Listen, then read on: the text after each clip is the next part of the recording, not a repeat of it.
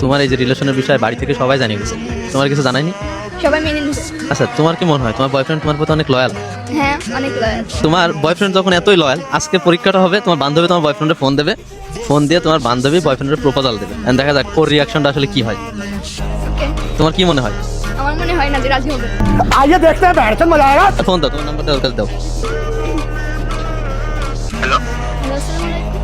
ওয়ালাইকুম আসসালাম। কেমন আছেন ভাই? আলহামদুলিল্লাহ ভালো। কে চিনতে পারলাম না তো? আমি শর্মিলার বান্ধবী। ও আচ্ছা, এটা কথা বলবো ভাইয়া? বলো, সমস্যা নেই। অনেক দিন ধরে বলতে চাইছিলাম কিন্তু বলতে পারিনি। কেমন কথা যে অনেকদিন ধরে বলতে চাইছিলাম। আপনারে না আমি অনেক দিন ধরে পছন্দ করি। না শোনা গো আমার। তুমি জানো না আমার সাথে সাথে রিলেশন আছে তো? হ্যাঁ জানি, কিন্তু তাও পছন্দ করি। তা তুমি জানো না ও জানলে কি হবে? কি হবে আর ভালোবাসায়?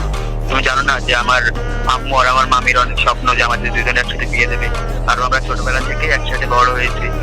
তার সাথে তো আমি বেমানি করতে পারি না, তাই না? কিন্তু আপনারে তো আমার ভালো লাগে।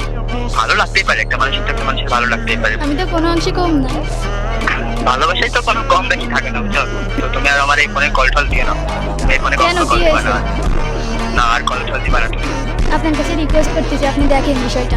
শোনো, তোমাকে ভালো মুখে বলতে বলে তোমার কথা কানে যাচ্ছে না, বুঝছো? তুমি নেক্সট টাইম এই ফোনে কখনো কল দাও না এই নাম্বারে, তোমার কিন্তু খবর রাখতে বলছিলাম। নেক্সট টাইম যদি কল দাও, বুঝছো, তোমার কিন্তু আমরা ছেলে খবর দিতে পারবো।